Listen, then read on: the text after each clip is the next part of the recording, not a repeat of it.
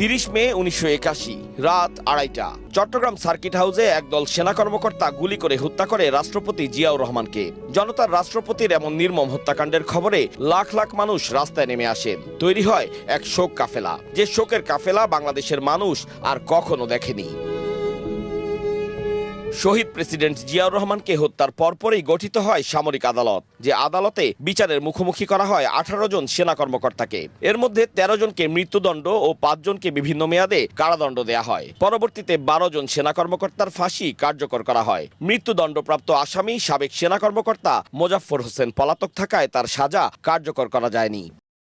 ভোগান্তি ভুলে চলে আসুন রিগালে। ওয়ারেন্টি সহ স্টাইলিশ কালেকশন নিয়ে রেডি রিগাল ফার্নিচার। দীর্ঘ 45 বছর ধরে পলাতক থাকার পর অবশেষে ধরা পড়লেন শহীদ রাষ্ট্রপতি জিয়াউর রহমান হত্যা মামলার অন্যতম পরিকল্পনাকারী মেজর অবসরপ্রাপ্ত মোজাফফর হোসেন। বুধবার দিবাগত রাতে রাজধানীর বনানী DOHS এলাকা থেকে তাকে আটক করে ঢাকা মহানগর গোয়েন্দা পুলিশ।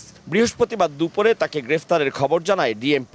প্রয়োজনীয় আইনি প্রক্রিয়া শেষে কোর্ট মার্শাল সম্পন্ন করতে তাকে সেনাবাহিনীর কাছে হস্তান্তর করা হয় বলে জানা গেছে। আতাউর কাউসার, সময় সংবাদ, ঢাকা।